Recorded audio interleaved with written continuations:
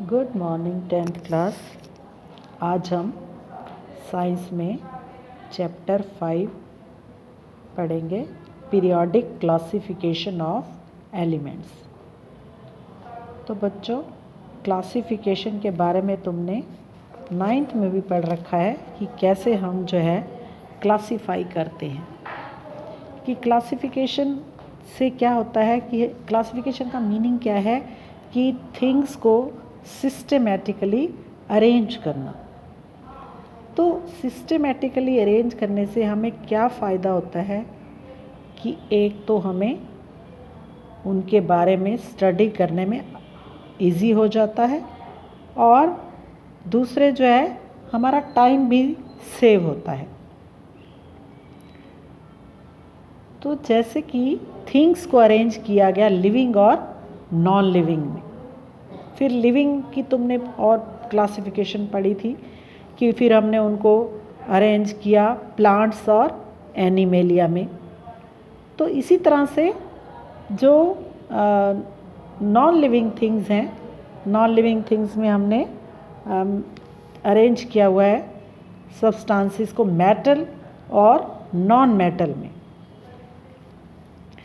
तो क्या था कि अब तुम्हें पता है कि 118 एलिमेंट्स जो हैं एट प्रेजेंट नोन हैं, बट बहुत पहले 30 एलिमेंट्स नोन थे। फिर धीरे धीरे और एलिमेंट डिस्कवर्ड होते गए। As more and more elements were discovered, scientist gathered more and more information about their properties, so it became very difficult to study and remember the properties of each and every element. So, to overcome this problem, scientists started looking for some pattern in their properties on the basis of which they can classify all the known elements to make their study easy. तो इस symmetry और organisation are the basic principle of nature. ये मैं तुम्हें पहले ही बता चुकी हूँ कि all living beings classified on the basis of their property. Similarly all the things in our homes, अपने घर में भी हम क्या करते हैं, चीज़ों को अरेंज करके रखते हैं। तुमने किचन में अपनी मम्मा को देखा होगा कि जैसे वो सारे मसाले जो हैं वो एक ही जगह पे रखती हैं, दालें जो हैं वो एक जगह पे रखती हैं।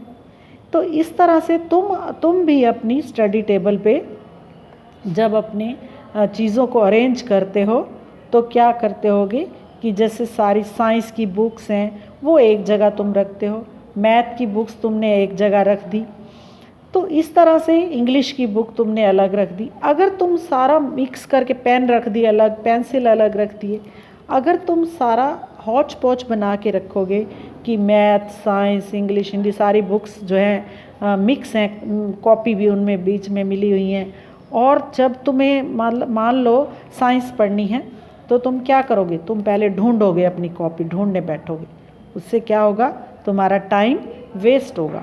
अगर तुमने उनको अपना प्रॉपरली अरेंज कर रखा है तो तुम्हारी जो है टाइम सेव होगा और तुम्हें जो है आसानी हो जाएगी काम करने में। इसी तरह से सबसे पहले बहुत सारे साइंटिस्ट ने ट्राई किया था एलिमेंट्स को अरेंज करने का। जैसे लेवोजियर ने एलिमेंट्स को 2 ग्रुप्स में डिवाइड किया, मेटल और नॉन मेटल में डिवाइड कर दिया था। तो बहुत सारे साइंटिस्ट ट्राई करते रहे, लेकिन सबसे पहले जो फेमस हुए वो कौन थे, डॉबर्नियर ट्राइड। डॉबर्नियर ट्राइड, जैसा कि उसके हमें नाम से ही पता चल रहा है, ट्राइड मतलब 3। तो डॉबर्नियर ने क्या किया था, उसने 3 एलिमेंट्स के ग्रुपिंग कर ली थी विद सिमिलर प्रॉपर्टीज़, और उसने जो एलिमेंट्स को अरेंज किया इस तरह से अरेंज किया कि जो मिडल एलिमेंट था middle element have average atomic mass of other 2 elements. जो मिडल वाला एलिमेंट था उसका जो एवरेज एटॉमिक मास था वो रफली दूसरे उसके 2 एलिमेंट्स के इक्वल था, जो उसने 3-3 के ग्रुप बनाए। तो उसने ऐसे ग्रुप बनाए देखो, जैसे lithium, sodium, potassium, calcium, strontium, barium, chlorine, bromine, iodine. तो वो बस 3 ही सक्सेसफुल ग्रुप बना पाया था, इसलिए ज़्यादा वो सक्सेसफुल नहीं हुआ। तो सबसे पहले है जैसे लिथियम, सोडियम और पोटाशियम।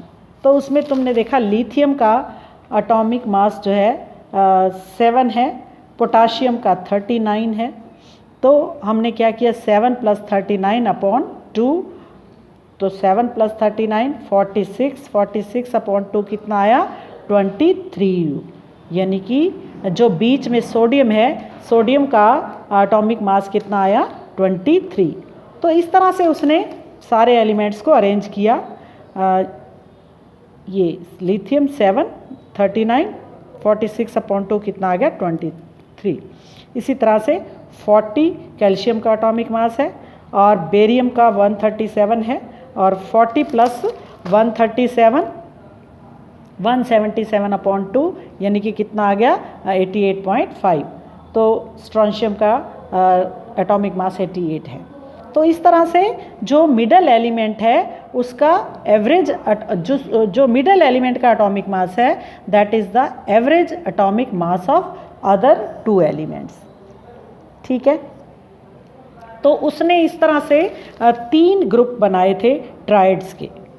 ठीक है, तो लेकिन जो बाद वाले एलिमेंट्स थे उनके वो ग्रुप बनाने में सक्सेसफुल नहीं हुआ, क्योंकि ये उसका एक फेलियर हो गया, डीमेरिट कह सकते हो तुम उसको, कि with time more and more elements were discovered. ज़्यादा एलिमेंट जब डिस्कवर होते गए तो उसने उनके बारे में कोई बात नहीं की, कुछ नहीं बताया, और all elements can not be put into triads.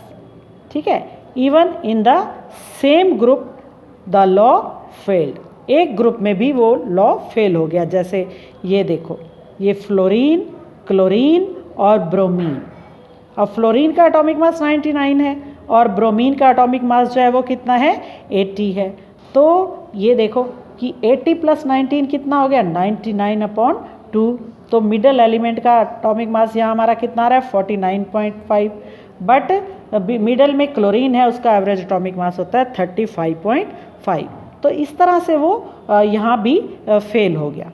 तो फिर उसके बाद बहुत सारे और साइंटिस्ट ने ट्राई किया, और उसके बाद लगभग 40 साल के बाद एक और साइंटिस्ट आया, न्यूलैंड। और उस जो वो न्यूलैंड है उसको म्यूज़िक से बहुत प्यार था, म्यूज़िक लवर था वो। तो उसने क्या किया, एक अपना लॉ दिया सिमिलर एलिमेंट को अरेंज करने में।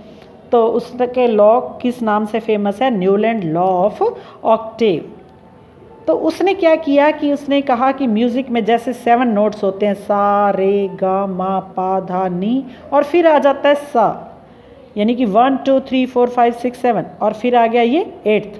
तो उसने कहा कि अगर एलिमेंट्स को इंक्रीजिंग एटॉमिक मास के अकॉर्डिंग अरेंज किया जाए तो जो 8th एलिमेंट आएगा उसकी प्रॉपर्टीज़ फिर कैसे किससे मिलती होंगी, फर्स्ट एलिमेंट से मिलती होंगी।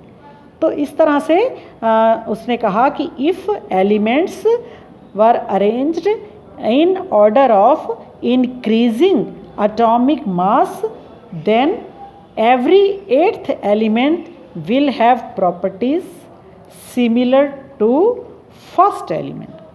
तो इस तरह से उसने ग्रुप बनाए, hydrogen, lithium, beryllium, boron, carbon, nitrogen, oxygen, 1 2 3 4 5 6 7, और फिर आ जाता है फ्लोरीन, 8th एलिमेंट। फ्लोरीन कहीं से भी शुरू कर लो, lithium, beryllium, boron, carbon, nitrogen, oxygen, और 7th फ्लोरीन, और फिर 8th आ गया सोडियम। तो इस तरह से फ्लोरीन और हाइड्रोजन दोनों की प्रॉपर्टी सेम है, दोनों की सेम वैलेंसी है, 1 वैलेंसी है। लिथियम और सोडियम दोनों की वैलेंसी 1 है, दोनों मेटल्स हैं। बेरिलियम, मैग्नीशियम दोनों की वैलेंसी 2 है, और ये जो है सिमिलर प्रॉपर्टीज़ वैलेंसी पे ही डिपेंड करती हैं, तो सिमिलर प्रॉपर्टीज़ हैं। तो उसने इस तरह से जो है एलिमेंट्स को अरेंज किया था। तो फिर जो है फिर क्या हुआ, उसके बाद बहुत सालों तक इसका लॉ जो है माना जाता रहा, क्योंकि ये पहला था जिसने कि एलिमेंट्स को atomic mass, increasing atomic mass के अकॉर्डिंग जो है अरेंज किया था। First time elements were arranged in increasing atomic mass, ये उसके मेरिट्स में आ जाता है। लाइटर एलिमेंट्स वर ग्रुप्ड टुगेदर, और पीरियोडिसिटी, यानी कि पीरियोडिसिटी क्या होता है कि फिक्स्ड इंटरवल के बाद प्रॉपर्टीज़ का रिपीट होना, रेगुलरली प्रॉपर्टीज़ इंक्रीज होना या फिर डिक्रीज होना। तो ये उसके मेरिट्स हैं। और डीमेरिट्स क्या हैं कि डीमेरिट्स ये हैं कि जो है उसने जो है वो हैवी एलिमेंट्स को क्लासिफाई नहीं कर पाया था। और दूसरी क्या उसका मेरिट है कि उसने क्या किया कि सम अनलाइक एलिमेंट्स को क्या कर दिया, सेम स्लॉट में रख दिया, और इवन कि 2 एलिमेंट को भी एक स्लॉट में रख दिया। और उस टाइम 56 एलिमेंट नोन थे, 56 एलिमेंट। और न्यूलैंड ने कहा कि बस इतने ही एलिमेंट हैं नेचर के अंदर, और एलिमेंट्स जो हैं वो डिस्कवर नहीं होंगे। लेकिन तुम्हें पता है कि बाद में और एलिमेंट्स भी डिस्कवर हुए, जैसे नोबल गैस डिस्कवर हुई, लेकिन उसके लिए उसने कोई भी जगह जो है उसने नहीं छोड़ी थी। ठीक है, तो इस तरह से न्यूलैंड लॉ ऑफ ऑक्टेव जो है वो भी क्या हो गया, फेल हो गया था। तो अब हम आगे कल पढ़ेंगे। ये देखो, जैसे उसने कोबाल्ट और निकल को इनके साथ रख दिया है, हैलोजन्स के साथ रखा हुआ है, जबकि ये दोनों तो मेटल्स हैं। तो बाकी हम कल पढ़ें।